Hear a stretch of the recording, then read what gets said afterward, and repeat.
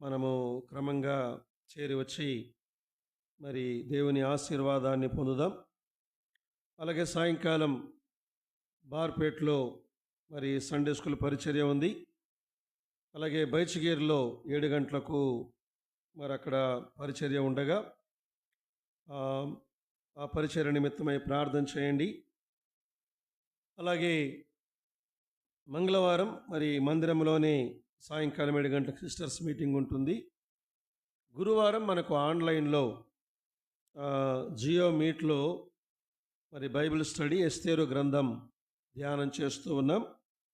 శనివారం ప్రార్థనా కూడిక, వాటికి క్రమంగా చేరి వచ్చి ఆత్మీయమైన మేలులు పొందుదాం.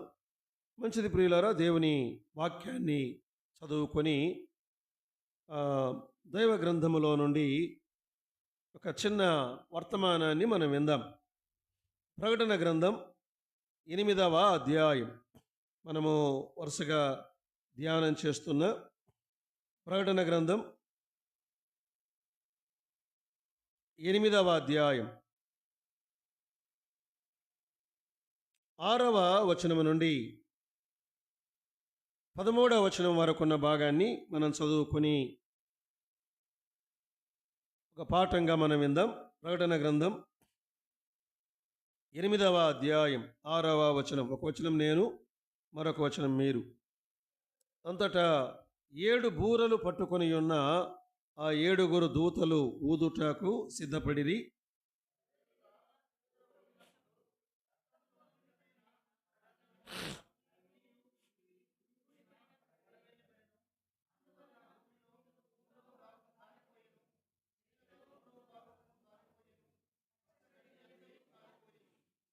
రెండవ దూత బూర ఊదినప్పుడు అగ్ని చేత మండుచున్న పెద్ద కొండ వంటిది ఒకటి సముద్రములో పడవేయబడెను. అందువలన సముద్రములో 3వ భాగము రక్తమాయెను.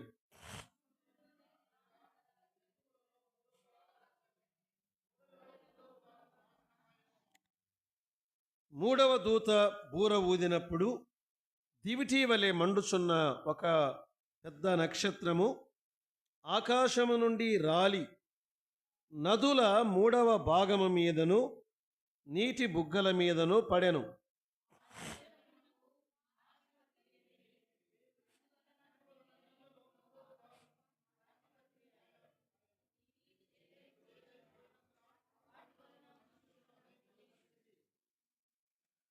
నాలుగవ దూత బూర ఊదినప్పుడు సూర్య చంద్ర నక్షత్రములలో 3వ భాగము చీకటి కమ్మునట్లు పగటిలో 3వ భాగమున సూర్యుడు ప్రకాశింపకుండునట్లును రాత్రిలో 3వ భాగమున చంద్ర నక్షత్రములు ప్రకాశింపకుండునట్లును వాటిలో 3వ భాగము కొట్టబడెను.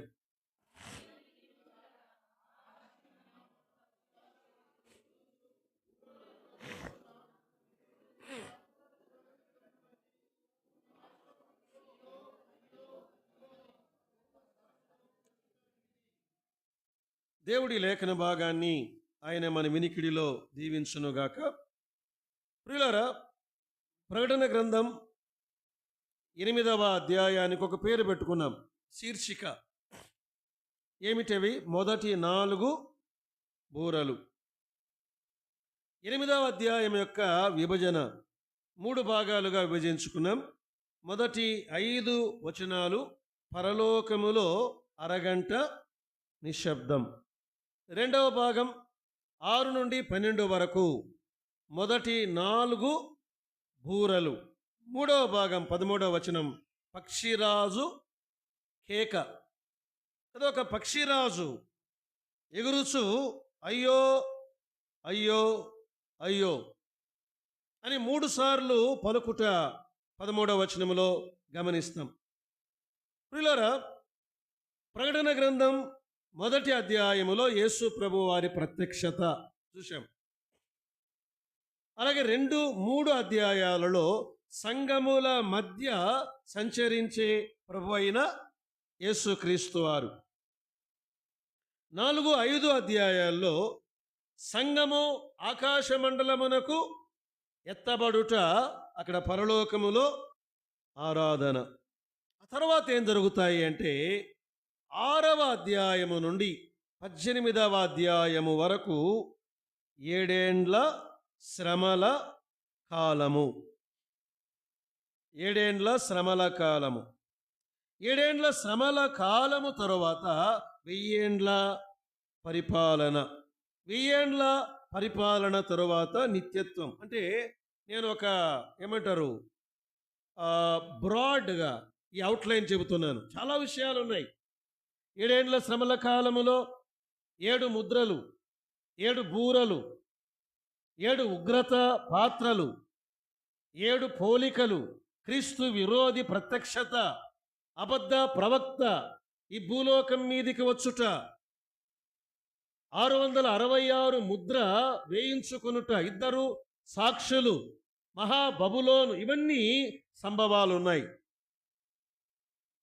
7 ఏండ్ల శ్రమల కాలము తరువాత యేసు ప్రభువారు ఆయన ఒలివల కొండ మీదికి దిగి వచ్చుట.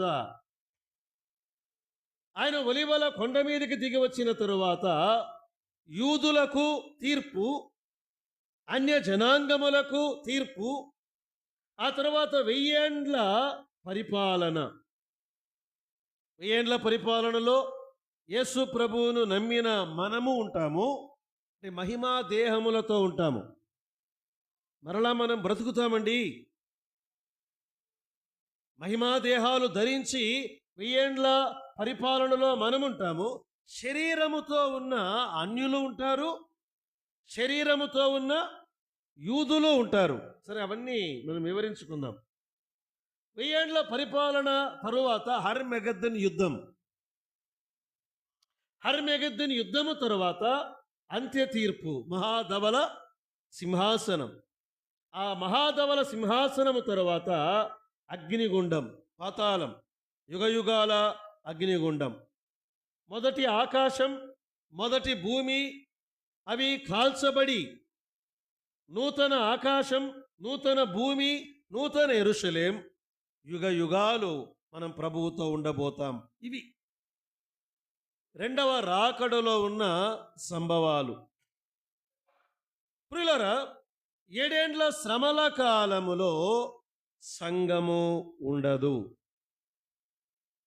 మరలా చెప్తాను రెండవసారి. 7 ఏండ్ల శ్రమల కాలములో యేసు ప్రభువును నమ్మిన వారు ఉండరు. సో ప్రకటన గ్రంథం 8వ అధ్యాయములోని సంభవాలు మనకు సంబంధించినవి కావు.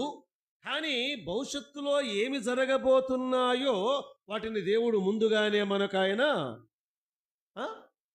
వివరిస్తున్నాడు. అంతే, మనముంటామని కాదు.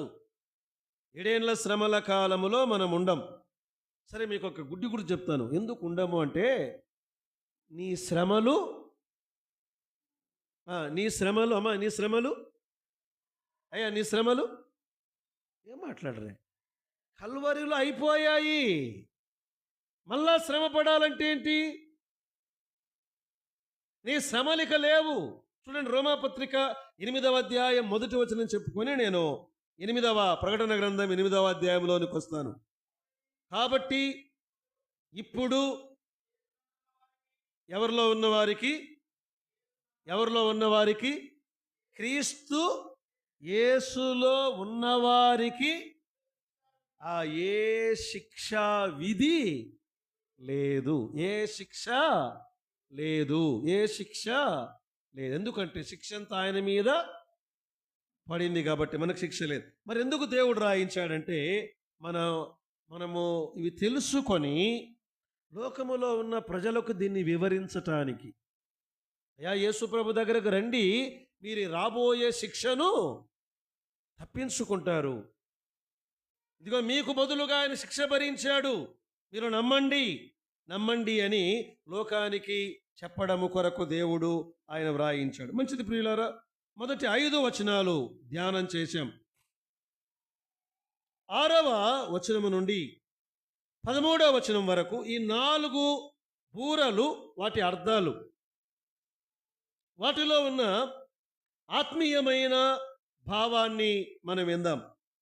7వ వచనములో మొదటి దూత బూర ఊదినప్పుడు రక్తముతో మిళితమైన వడగండ్లును అగ్నియు పుట్టి భూమిపై పడవేయబడెను. మీరు ఒకసారి దీన్ని ఆలోచన చేయండి కదా. ఈ మొదటి దూత బూర ఊదినప్పుడు వడగండ్లు భూమి మీద పడ్డాయట. వడగండ్ల వర్షం. ఇవి మామూలు వడగండ్లు కాదు. వాటితో పాటు అగ్ని భూమి మీద పడగా పచ్చగడ్డంతయు కాలిపోయెను. అగ్ని భూమి మీద దేవుడు కురిపించుట, వడగండ్లను భూమి మీద కురిపించుట, ఇది దేవుని తీర్పునకు సాదృశ్యం. ఈ మధ్యన మీరు చాలా యూట్యూబ్లో చూస్తూ ఉంటారు. గత వారమే అనుకుంటాను, హాంకాంగ్, తైవాన్ భయంకరమైన గాలులు, వడగండ్లు. అసలు భవనాలు కార్లు నుజ్జు అయిపోతున్నాయి. పోయిన వారమేనండి. 7 ఏళ్ల శ్రమల కాలములో ఇంకెంత భయంకరంగా ఉంటుందో ఆలోచన చేయండి. పెంకుటిండ్లు నాశనమైపోతాయి, పెద్ద పెద్ద భవనాలన్నీ కూలిపోతాయి, కార్లు, వాహనాలన్నీ అవి అలా నుజ్జుగా మారిపోతాయి. ఒకవేళ మనుష్యుడు ఏ ఆశ్రమము లేకుండగా ఒకవేళ వీధుల్లో ఉంటే తలలు పగిలి అనేక మంది చనిపోతారు. ఇక్కడ రాయబడిన మాట, పచ్చ గడ్డి అంతయు కాలిపోయెను. చెట్లలో 3వ భాగము. ఎంత భయంకరమండి ఇది. అది ఇప్పటికే గ్లోబల్ వార్మింగ్, చెట్లు నాశనమైపోతున్నాయి. హైదరాబాద్ మునిగిపోయింది. ఎందుకు మునిగిపోయింది? ఆదోని మునిగిపోయింది. ఇంతకుముందు ఎందుకు మునిగిపోలేదు, ఇప్పుడు ఎందుకు మునిగిపోయింది? కాలువలన్నీ కబ్జా. నీళ్ళు ఎక్కడి పోవాలా? మన ఇంట్ల దగ్గర కూడా కాలువ కట్టేవాడు వస్తే ఇంతే కట్టు అని వాడినే బెదిరిస్తాం మనం. తప్పెవరిది? మానవునిది. హైదరాబాద్లో ఒకప్పుడు చెరువులు ఉన్నాయి, వంకలు ఉన్నాయి, నదులు ఉన్నాయి, కొండలు ఉన్నాయి. వాటన్నిటిని ఆక్రమించారు. నీళ్ళు ఎక్కడికి వెళ్తాయి? మా ఇండ్లలోకి వచ్చాయి అంటే తప్పు మనది పెట్టుకొని ప్రభుత్వాన్ని నిందిస్తాం. మానవుడు ఏ తప్పైనా నిర్భయంగా చేస్తాడండి. అందుకే దేవుడు మానవుని మీద తీర్పును పంపబోతున్నాడు. చెట్లు నాశనం. అసలు చెట్లన్నీ 3 భాగాలు భూమి మీద కాలిపోతే గాలి పీల్చుకోవడానికి గాలి ఉండదు, వర్షాలిక ఉండవు. ఇలాంటివి గతములో ఎప్పుడైనా జరిగాయా?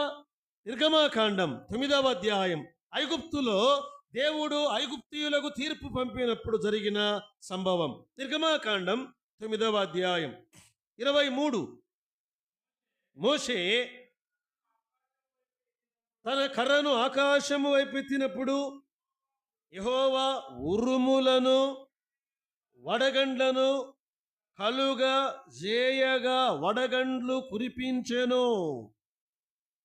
ఆ వడగండ్ల దెబ్బకు పశువులు నాశనమయ్యాయి, మనుష్యులు నాశనమయ్యారు. ఆ వడగండ్లు పొలములో పడగా పూర చెట్లన్నీ చెడిపోయాయి, పొలములోని చెట్లన్నీ విరిగిపోయాయి. దేవుని తీర్పు కదా. దేవుడు అగ్నిని కురిపించాడు. అదొక మాట గుర్తుపెట్టుకోండి. మొదటి బూర ఊదినప్పుడు వడగండ్లు, అగ్ని. రెండవ బూర, నేను ముందుగా ఈ 4 బూరల ద్వారా జరిగిన తీర్పులు ముందుగా వివరిస్తాను. రెండవ బూర 8వ వచనం. రెండవ దూత బూర ఊదినప్పుడు అగ్ని చేత మండుచున్న పెద్ద కొండ వంటిది ఒకటి సముద్రములో పడవేయబడెను. అందువలన సముద్రములో 3వ భాగము రక్తం. సముద్రములో తిమింగలాలు అవి అలా కోయబడ్డాయి, చేపలన్నీ చనిపోయాయి. అసలు సముద్రమంతా ఎర్రగా మారిపోయిందట. రక్తముగా మారిపోయింది. సముద్రము రక్తముగా మారిపోయింది. ఎందుకు ఈ మాట నేను మాటి చెప్పానంటే మీకు ఏమైనా గుర్తొస్తుందా? మోషే కాలములో నైలు నది రక్తమాయను. రక్తములో చేపలు చచ్చిపోయాయి. కంపు కొడుతుంది సముద్రమంతా. అయితే అది నైలు నది మాత్రమే. కానీ 7 ఏండ్ల శ్రమల కాలములో సముద్రమంతా రక్తమైపోయిందట. ఎంత భయంకరమైన పరిస్థితి. ఐ థింక్ ఈ సంవత్సరమే 2-3 నెలల కిందట ఇజ్రాయేలు దేశములో గలిలయ సముద్రము ఎర్రబడింది. శాస్త్రవేత్తలందరూ ఆశ్చర్యపోతున్నారు అని మనము చదివాము, చూశాము. ఏంటంటే ఇదిగో రాబోయే దినాలలో నేను సముద్రములను ఇలా చేయబోతున్నాను అని ఆయన సూచాయిగా అలా చూపించాడు. ఇవన్నీ అబద్ధాలు కాదు. ఆనాడు ఐగుప్తులో జరిగాయి. నేడు మన కళ్ళ ముందు గలిలయ సముద్రము ఎరుపెక్కింది. 7 ఏండ్ల శ్రమల కాలములో ఆ సముద్రములో ఉన్నవన్నీ నాశనమగుట. ప్రియులారా, భూమి అగ్ని చేత కాల్చబడింది. సముద్రము రక్తవర్ణముగా మారిపోయి ఆ సముద్రములో ఉన్న జంతువులన్నీ ఏమైపోయాయి? చచ్చిపోయి. భూమి తీర్పు పొందింది, సముద్రము తీర్పు పొందింది. 3వ బూర 10వ వచనం. 3వ దూత బూర ఊదినప్పుడు దివిటీవలే మండుచున్న ఒక పెద్ద నక్షత్రము ఆకాశము నుండి రాలి నదుల 3వ భాగము మీదను నీటి బుగ్గముల మీదను పడెను. ఆ నక్షత్రమునకు మాచిపత్రి పేరు. మాచిపత్రి అంటే నాచు అన్నాడు. ఇంకేమైనా చూద్దాం. అంటే మనకి పదము కొత్తగా ఉంది. మాచిపత్రి ఇంగ్లీష్లో ఏమైనా ఉంది నేను మగ్వాట్. సో అంటే అర్థమేమి? చేదు వృక్షము. It's a bitter tree. అంటే నీళ్ళలోకి కొంచెం వేయగానే నీళ్ళన్నీ చేదైపోయేటువంటి ఒక విషముతో నిండినటువంటి ఒక చెట్టును మాచిపత్రి అన్నారు. అందుకే నీళ్ళన్నీ ఏమైపోయాయి? చేదు కదా. నీళ్లు, సముద్రములోని నీళ్లు కదా. నదులు, క్షమించండి, నదులు. భారతదేశంలో నదులు ఎన్ని ఉన్నాయి? గంగా నది, చెప్పండి తెలిసినవి. యమున, కృష్ణ, గోదావరి, తుంగ, భద్ర. తుంగ వేరు, భద్ర వేరు. మన దగ్గరకు వచ్చేసరికి తుంగభద్ర అవుతుంది. అది కర్ణాటకలో 2 నదులు అవి భద్రావతి దగ్గర 2 కలుస్తాయి. అక్కడ నుండి మనకు ఒక నదిగా వస్తుంది. మరి ప్రపంచములో నదులు అంటే ప్రపంచములో ఉన్న నదులన్నీ చేదు. 1 భూమి పైన తీర్పు, 2 సముద్రము మీద తీర్పు, 3 నదుల మీద తీర్పు. తర్వాత చూడండి 4వ బూర 12వ వచనం చదువునాను. 4వ దూత బూర ఊదినప్పుడు సూర్య చంద్ర నక్షత్రములలో 3వ భాగము చీకటి. ఇప్పుడు ఈ వేటి మీద తీర్పు జరిగిందండి? భూమి మీద తీర్పు అగ్ని మండింది. సముద్రము మీద తీర్పు, సముద్రమేమైంది? రక్తవర్ణముగా, రక్తము. సరే, ఇలా గుర్తుపెట్టుకోండి మీరు. భూమి మీద తీర్పు అగ్ని, సముద్రము మీద తీర్పు రక్తము. Very good. ఇప్పుడు లైన్లోకి వచ్చారు. తర్వాత 3వది నదుల మీద తీర్పు చేదు. వెరీ గుడ్, చేదు. 4వది ఆకాశ మండలములో తీర్పు చీకటి. అంతా చీకటి. ఉదయము చీకటే, రాత్రి చీకటే. మానవుడు చీకటిలో జీవించే దినాలివి. కానీ ఇవన్నీ కూడా ఐగుప్తులో దేవుడు ముందుగానే జరిగించాడు. వడగండ్లు అక్కడే కురిశాయి, నదులు అక్కడే రక్తవర్ణమయ్యాయి. వారు త్రాగడానికి ఆ నది దగ్గరికి వెళ్తే నీళ్లు వారు చేదు తాగలేకపోయారు. ఆకాశములో ఆ సూర్యుడు చీకటి కమ్మాడు.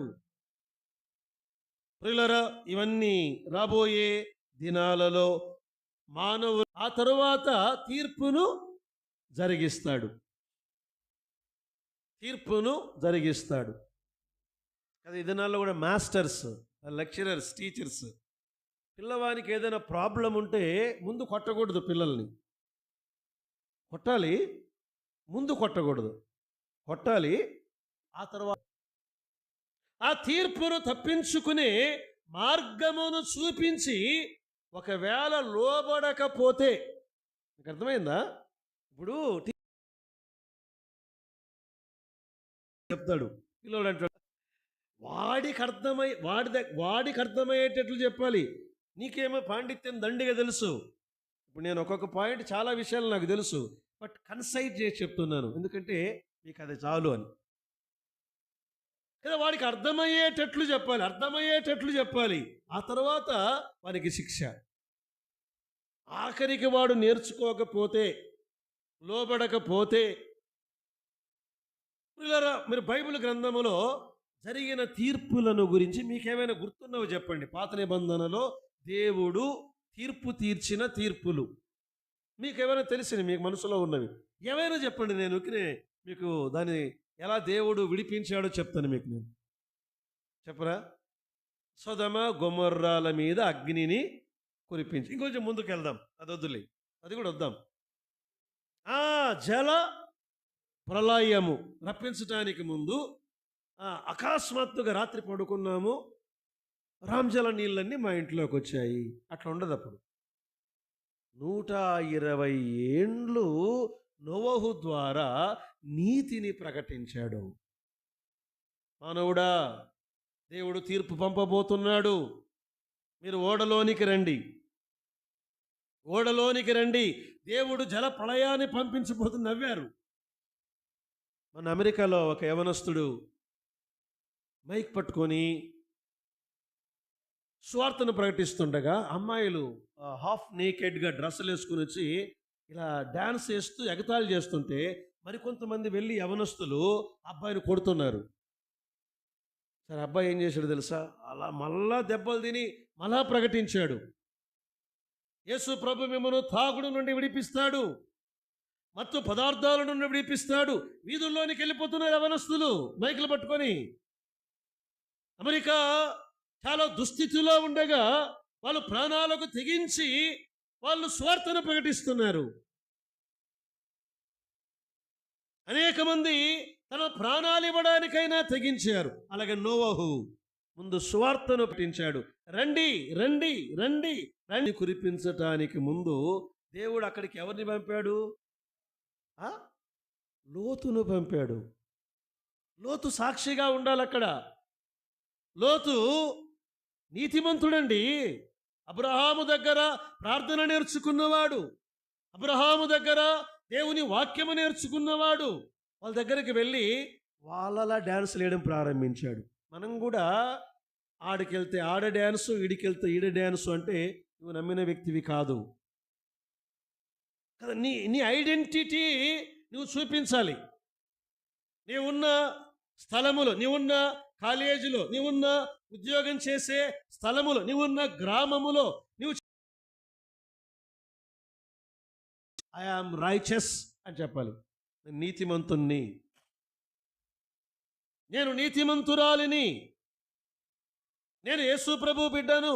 వారికి లోతు స్వార్థను ప్రకటించాలి, కానీ ప్రకటించలేకపోయాడు. ప్రియులారా, ఆలోచన చేయండి. దేవుడు తీర్పును తప్పించుకునే మార్గమును లోకానికి ఆయన చూపించబోతున్నాడు. సరే, ఆ 4 చెప్పాను కదా, ఏమేమవి? భూమి మీద, ఒకసారి చెప్పండి, నేను 2వ పాయింట్కి వచ్చేస్తాను. భూమి మీద అగ్ని, భూమి మీద వడగండ్లు, అగ్ని అని చెప్పాలి. 2 వడగండ్లు, అగ్ని. సముద్రము మీద రక్తము, నదుల మీద చేదు, ఆకాశములో చీకటి. ఒక్కసారి కలువరి శిలువ వైపు చూద్దాం.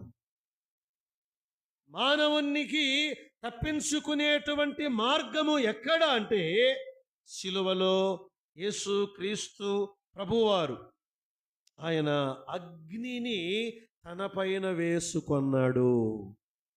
తండ్రి అయిన దేవుడు అగ్నిని ఆయన పైన కుమ్మరించాడు. విలాప వాక్యముల గ్రంథం 1వ అధ్యాయం 12, 13 వచనాలు. విలాప వాక్యముల గ్రంథం 1వ అధ్యాయం 12, 13 వచనాలు.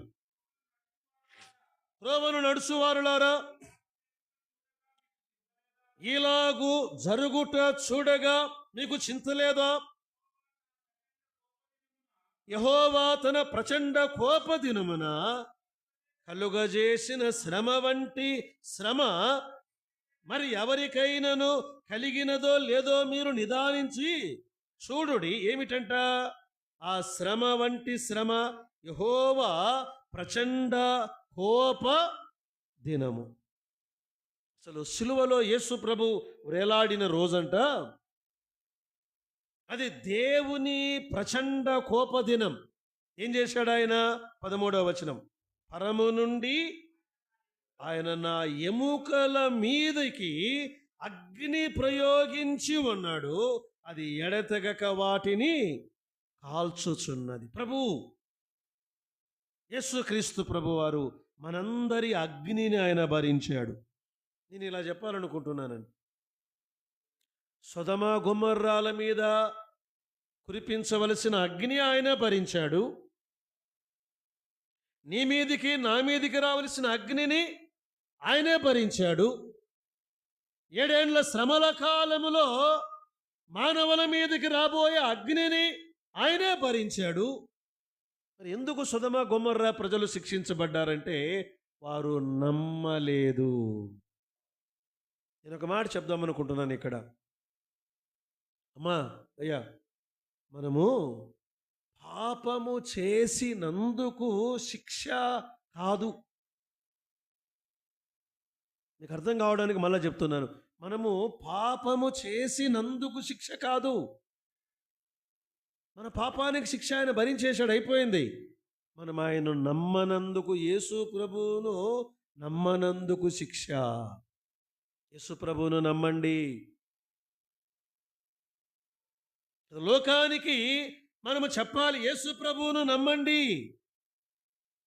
నమ్మిన మనము కూడా ప్రతి విషయములో ఆయన నమ్మాలి. నమ్ముట నీ వలనైతే నమ్మువానికి సమస్తము సాధ్యమే. సరే, రెండవది ఏం విన్నాం మనం?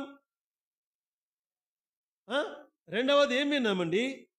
సముద్రము మీద రక్తము కదా. చేపలు ఏమైపోయాయి? అవి అలా నరకబడ్డాయి. తిమింగలాలు అవి ముక్కలైపోయాయి. అసలు సముద్రమంతా రక్తం, రక్తం, రక్తం, రక్తం. సముద్రమంతా రక్తం. మీరు ఇప్పుడు మరలా సిలువ దగ్గరకు రండి. ఆరాధనలో కూడా చూశాం, అనుకోకుండా ఈ తలంపు వచ్చింది. యేసు ప్రభువారు సిలువలో ఈనాడు బొమ్మ వేస్తారే కొంతమంది, అందుకని మీ ఇళ్లలో యేసు ప్రభు సిలువ బొమ్మ పెట్టుకోవద్దండి. సారీ, చెప్పక తప్పదు. ప్రభు అలా లేడు. ఆ బొమ్మ మాదిరి లేడు ఆయన. ప్యాషన్ ఆఫ్ ద క్రైస్ట్లో ఆయన పేరే తెలియదు నాకు. ఆయన అన్నాడు, ఒరే నాయన, నా బొమ్మని మీ ఇంట్లో పెట్టుకోవద్దండి, యేసు ప్రభు అలా లేడని చేతులెత్తి చెప్పాడు అమెరికా వాళ్ళందరికీ. నేను ఒక యాక్టర్ను, నా బొమ్మ పెట్టుకుంటున్నారు మీరు ఇళ్ళల్లో. ప్రభు అలా లేడు. ఎలా ఉన్నాడు అంటే, ఆయన అలా సిలువ మీద చూస్తూ ఉండగా తల కనపడ్డము లేదు, శరీరము కనపడ్డము లేదు. ఆయన అంతా రక్తపు ముద్దగా మారిపోయాడు. 3 గంటలు ఆ ఎండకు అలా వేలాడుతూ ఉన్నాడు. రక్తమంతా ఏమైపోయిందండి? నల్లగా ఎండిపోయి ఒక నల్లటి ఒక ముద్ద వలె ఆయన మారిపోయాడు. యేసు ప్రభువారు నీకు బదులుగా, నాకు బదులుగా ఆయన రక్తముతో తడిసిపోయాడు. ఆయన సముద్రములో ఆ జీవులు వడగండ్ల చేత కొట్టబడ్డాయి, ఆ పెద్ద కొండ చేత కొట్టబడ్డాయి. కానీ యేసు ప్రభువారు యోహాను సువార్త 19వ అధ్యాయం మొదటి 3 వచనాలు చదువుకున్నాం కదా, కొరడాలతో కొట్టించెను. అక్కడే 19వ అధ్యాయం 34 చూడండి. సైనికులలో ఒకడు ఈటతో ఆయన ప్రక్కను పొడిచెను, వెంటనే రక్తమును నీళ్లును కారెను. యేసు ప్రభు రక్తాన్ని కార్చాడు. సర్వమానవాళి పాపము నిమిత్తమై రక్తమును కార్చాడు ఆయన. ఆ రక్తము నేటికి తాజాగా ఉందండి. ఆ రక్తము నేటికి తాజా రక్తం. అంటే పరలోకానికి యేసు ప్రభు వెళ్ళి ఆ బౌల్లో, అంటే ఆయన ఒక పాత్రను పట్టుకొని ఆ పాత్రలో తన రక్తముతో ఆయన అతి పరిశుద్ధ స్థలములోనికి ప్రవేశించి నేటికి అక్కడ ఆయన సజీవుడుగా ఉన్నాడు. చాలామంది అంటారు, అప్పుడు కదా కార్చింది రక్తం. అంటే ఆ రక్తము నేటికి మానవుని పాపమును కడిగే రక్తం. సరే, మూడవది, నదులు ఏమైపోయాయి? చేదు. మరలా సిలువ వైపు చూడండి. సిలువలో ఆయన వేలాడుతున్నాడు. ఆయన వాస్తవానికి రాత్రి పట్టుకున్నారు కదా ఆయన్ని. రాత్రి పట్టుకున్నారు, పిలాతు యొద్దకు తీసుకెళ్లారు. ఆయన అన్నాడు, హేరోదు దగ్గరికి తేండి, ఇది నా కేసు కాదు అన్నాడు. హేరోదు దగ్గరికి వెళ్ళాడు. హేరోదు నుండి ప్రధాన యాజకుల దగ్గరికి వచ్చాడు. ప్రధాన యాజకుల దగ్గర నుండి మళ్ళా పిలాతు దగ్గరకు వచ్చాడు. రాత్రంతా ఈడ్చుకుని వెళ్ళారు, కొరడాలతో కొట్టారు, సిలువను ఆయన పైన పెట్టారు. ఆయన సిలువలో వేలాడుతున్నాడు. ఇన్ని గంటలు ఆయన నీళ్ళు అడగలేదు, కానీ ఒక్కసారి దాహము అన్నాడు. ఎందుకంటే లేఖనములు నెరవేరవలనని. అప్పుడు ఆయనకేం చేశారండి? చేదు చిరకను నోటికి అందించిరి. యోహాను సువార్త 19వ అధ్యాయం 29-30. ఆ చిరకతో నిండిన ఒక పాత్ర అక్కడ పెట్టి ఉండెను గనుక వారొక స్పాంజి చిరకతో నింపి ఇస్సోపు పుడకకు తగిలించి ఆయన నోటికి అందించిరి. చేదు. చేదు. ఇంకొక మాట కూడా జ్ఞాపకం వస్తుంది చెప్తుంటే నాకు. గెస్తమైన తోటది, మోకాళ్ళ మీద కూర్చొని ఉన్నాడు యేసు ప్రభువారు. అలా 2 చేతులు జోడించి, తండ్రి నీ చిత్తమైతే ఈ గిన్నె నా యొద్ద నుండి, ఏ గిన్నె? చేదు. నేను తాగలేను ప్రభువా, అంత చేదును నేను తాగలేను ప్రభు. ఆ మాచి పత్రిని నేను త్రాగలేను ప్రభువా. తండ్రి, నేను ఈ సర్వమానవాళి మీదకి రావలసిన ఈ శిక్షను నేను భరించలేను, నా చేత కాదు, ఈ గిన్నె తొలగించు అంటే తండ్రి అన్నాడు, నో అన్నాడు, నీ ప్రార్థనకు జవాబు లేదు అన్నాడు. అప్పుడు ప్రభువా అన్నాడు, నీ చిత్తమే సిద్ధించుగా. శిలువపై ఆ చేదును, మనందరి చేదును త్రాగాడు. మనకి నాడు మధురమైన ఆ ద్రాక్షారసమును మన కొరకు ఇచ్చాడు ఆయన. సరే, ఇంకొక మాట, 4వది చెప్పుకొని ఆ తర్వాత మనము పాఠాన్ని విని ముగిద్దాం. 4వది ఏంటి? ఆకాశమంతా చీకటి. ఇంకా మీకు ఇప్పటికి అర్థమై ఉండాలి. యేసు ప్రభువారు సిలువలో వేలాడుతూ ఉండగా చెప్పాలి, 3 గంటలు వరకు ఆ దేశమంతటా చీకటి కమ్మెను. మత్తయి సువార్త 27వ అధ్యాయం 45-46 వచనాల్లో మధ్యాహ్నము మొదలుకొని, అంటే భక్తులు అన్నారు 12 నుండి 3 గంటల వరకు ఆ దేశమంతటా చీకటి కమ్మెను. అప్పుడు ఆయన అన్నాడు, ఏలీ ఏలీ లమా సబక్తాని అని బిగ్గరగా కేక వేసెను. చీకటి. చీకటిలో ప్రియులారా మీరు ఒకసారి ఊహించండి. అప్పటికే యేసు ప్రభువారు ఆయన మాంసపు ముద్దగా నల్లగా మారిపోయాడు. అప్పుడు తండ్రి అయిన దేవుడు సర్వ మానవాళి మీదకి రావలసిన ఆ ఉగ్రత పాత్రను ఆయన మీద అలా కుమ్మరించాడు.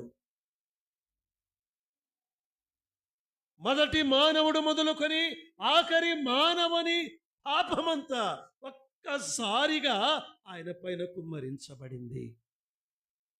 అప్పుడు ఆయన అన్నాడు, నా దేవా నా దేవా నన్ను అలా చెయ్యి విడిచితివి. తండ్రి విడిచిపెట్టాడండి. సో ఇందులో పాఠం ఏమిటండి? ఈనాడు యేసు ప్రభువుని అంగీకరించిన మన జీవితాల్లో పాఠం ఏమిటి? ఆయన ప్రియులారా అగ్ని ఆయన మీద కుమ్మరించబడగా మనకు తీర్పు లేదు. అమ్మా ఈ మాట గట్టిగా మీరు నమ్మండి. యేసు ప్రభువుని నువ్వు నమ్మావా? యేసు ప్రభువును దేవునిగా అంగీకరించావా? పాప క్షమాపణను పొందావా? అయితే ఇక ఎన్నటెన్నటికీ అగ్నిగుండమునకు నీవు వెళ్ళవు. ఈ నిశ్చయత మనం కలిగి ఉండాలి. యోహాను సువార్త 5వ అధ్యాయం 24వ వచనములో ఏమని రాయబడి ఉంది? నా మాట విని నన్ను పంపిన వానియందు విశ్వాసముంచువాడు ఏ జీవం తాత్కాలిక జీవం కాదు, నిత్య జీవము. నీవు ఈ లోకములో జీవిస్తూ ఉండగా దేవుడు నీకు నిత్య జీవాన్ని ఇచ్చాడు. అయితే ఇంకొక మాట మనము జ్ఞాపకం చేసుకోవాలి. యేసు ప్రభువును నమ్మితే నిత్య జీవము అంటే మనం అక్కడికి పోయిన తర్వాత నిత్య ఇక్కడ సమృద్ధి జీవాన్ని ఆయన ఇస్తాడు. అంటే నేను ఇలా చెప్తాను, ఇక్కడ కొంతమంది వ్యాపారము చేసేవారు ఉన్నారా? మీరు వ్యాపారం చేయడానికి ముందు, ప్రారంభానికి ముందు ఇలా ప్రార్థన చేయండి. ప్రభువా నేను నమ్మాను, ఈ లోకములో నాకు నిత్య జీవముతో పాటు సమృద్ధి జీవమునిస్తావని వాగ్దానం చేశావు. యేసు ప్రభువు నామమున ప్రార్థిస్తున్నాను, ఆమేనని బయలుదేరండి. దేవుడు ఆ సమృద్ధి జీవాన్ని ఎలా ఇస్తాడో మనం గమనించగలం. బైబిలు గ్రంథములో వచనాలు మనం కంఠతా చేయడానికి మాత్రమే కాదు, వాటిని అనుభవించటానికి. we have to claim the promises of God. దేవుని వాగ్దానాలు మనం అనుభవించటానికి. మొదటిది ఏం చెప్పామండి? ఆయన మన తీర్పును తప్పించాడు. రెండవ మాట మనం ఈ మాటలు చెప్పుకొని ముగిద్దాం. రెండవది ఏం చెప్పుకున్నాం? రెండవ దూత బూర ఊదినప్పుడు రక్తమాయను, సముద్రమంతా రక్తమాయను. అయితే తాగడానికి నీళ్లు లేవు, అంతా సముద్రమంతా రక్తం. అయితే యేసు ప్రభువారు ఆ రక్తము ద్వారానే మనల్ని ఏం చేశాడు? ఆయన కడిగెను. రక్తము కడిగేది, పాప క్షమాపణ. సరే మీరు దాన్ని ఎలా తీసుకోండి, నేను మాట చెప్తాను. యేసు ప్రభువు రక్తం నీ గత పాపములను, నీ వర్తమాన పాపములను, నీ భవిష్యత్ పాపములన్నిటినీ కడిగిన రక్తము. అయితే ఒకవేళ ఈ లోకములో నీవు జీవిస్తూ మరలా ఒకవేళ పాపము చేస్తే తండ్రి ఎలా తన కుమారుణ్ణి గద్దిస్తాడో, శిక్షిస్తాడో ఆ శిక్ష ఉంది. నీకు అర్థమైందా? ఇక మళ్ళీ శిక్షే లేదని కాదు, ఆ పాపములన్నిటికీ క్షమాపణ ఇచ్చాడు. కానీ ఒకవేళ మరలా చేస్తే తండ్రి కుమారుణ్ణి శిక్షించినట్లుగా ఆయన శిక్షిస్తాడు. అంటే క్రమశిక్షణలో తెస్తాడన్న ఆయన. మళ్ళీ ఆయన సరే, మీకు ఉదాహరణ కూడా చెప్తాను. చిన్న కుమారుడు తప్పిపోయాడు. పోతే పోయిందిలే, పీడ పోయింది. మనం అదే అనుకుంటాం కదా, బా వీడు పోయాడు, తలనొప్పి, మా ఇంటికి తలనొప్పి పోయింది, అట్లే పోని. దేవుడు అలాంటి వాడు కాదు. ఆయన ఎంత ఘోరమైన దుష్టునినైనా ఆయన చేర్చుకునేవాడు. కుమారుణ్ణి మరలా చేర్చుకున్నాడు. కుమారుడు శిక్షించబడ్డాడు, క్రమశిక్షణ చేయబడ్డాడండి. అక్కడే క్రమశిక్షణ చేయబడ్డాడు. పందుల యజమాని దగ్గర ఆహారము లేక క్రమశిక్షణ చేయబడ్డాడు. తండ్రి క్షమాపణ, ఆ రక్తము క్షమించేది.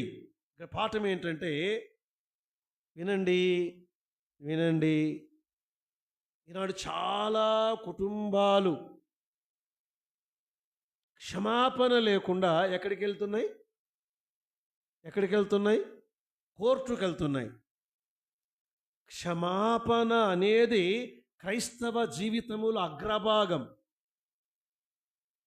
కలువరిలో ఆయన క్షమించాడు. యేసు రక్తం ప్రతి పాపము నుండి మనలను కడిగి పవిత్రులనుగా చేయును. క్షమించేది క్షమాపణ లేకపోతే క్రైస్తవ జీవితమే లేదు. ఒకసారి యేసు ప్రభు దగ్గరికి పేతురు వచ్చాడు. ప్రభువా, నా సహోదరుడు నా ఎడల తప్పిదము చేసిన ఎడల ఎన్ని మార్లు క్షమించాలి అని ఈయనే జవాబు చెప్పాడు. ప్రశ్న వేసింది ఈయనే. మనం కూడా ఆర్గ్యుమెంట్లు చేసేటప్పుడు ప్రశ్న మనమే వేస్తాము. మన దగ్గర ఆల్రెడీ జవాబు ఉంటుందన్నమాట. డిఫెండ్ చేసుకునే జవాబు, నాది కాదు తప్పు, నేరము నాది కాదు, ఎవరిది? ఆకలిది అన్నట్లు కదా. నాది కాదన్నా అమ్మాయిదే, అమ్మాయిది కాదన్నా అబ్బాయిదే, అన్న నాది కాదన్నా వాడిదే అని ఆర్గ్యుమెంట్ చెప్పి, ప్రభా 7 సార్లే కదా అన్నాడు. ప్రభా అన్నాడు, పేతురు 70 ఏళ్ల మారుల మట్టుకు అని తెలుగులో రాయబడి ఉంది. దాన్ని బాగా చదివితే 77 times,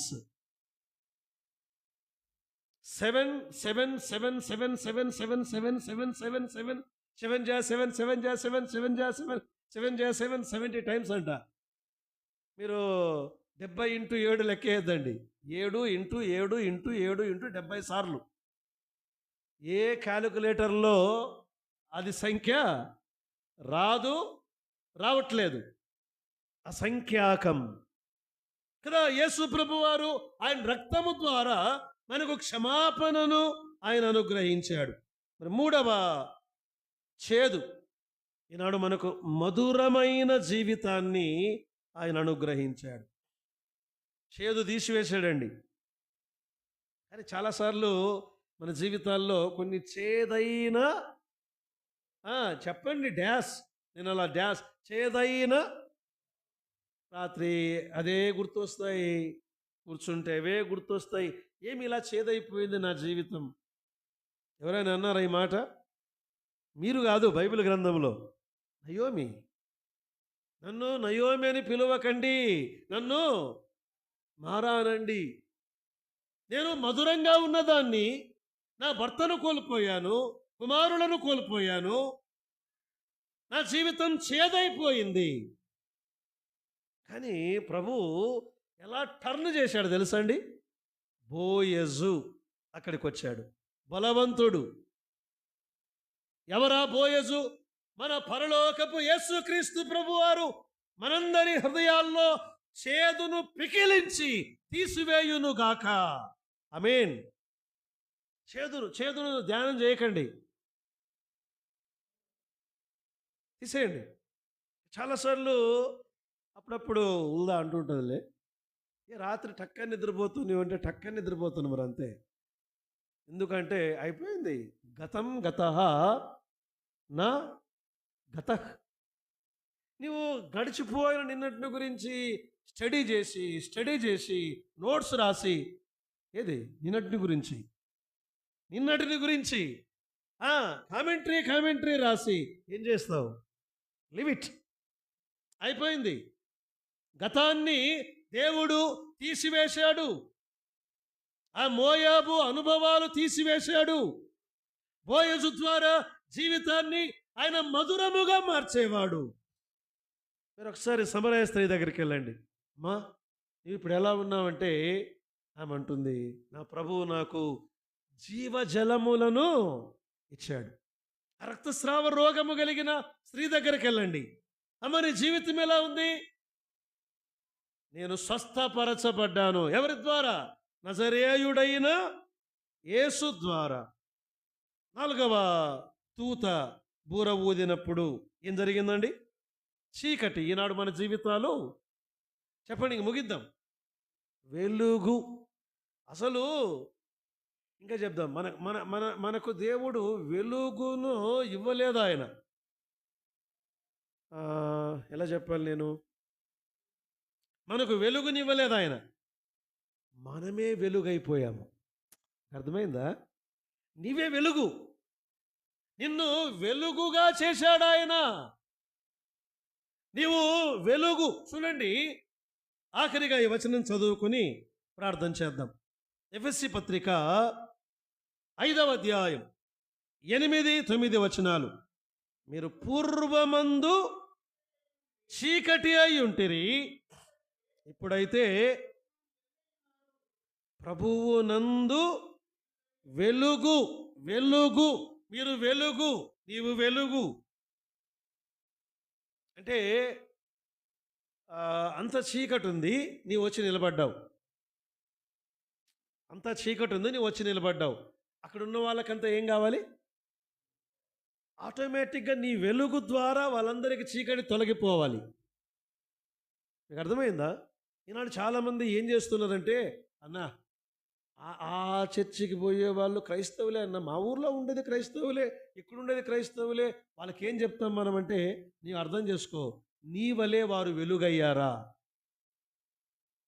వెలుగు కాకపోతే నీవు అక్కడికి వెళ్ళాలి, వారి దగ్గర నిలబడాలి, నీ వెలుగును వారు చూడాలి. మరుగై ఉండవద్దు.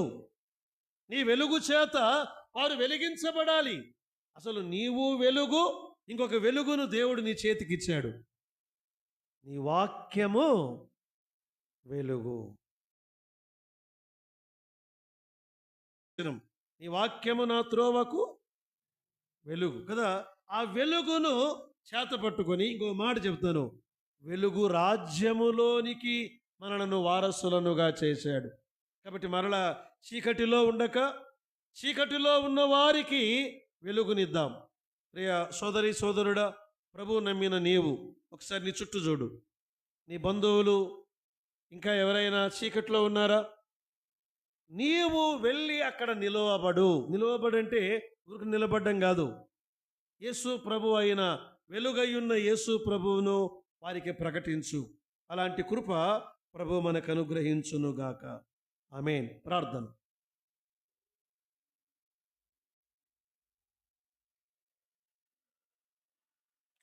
తలలు వంచి ఉండగా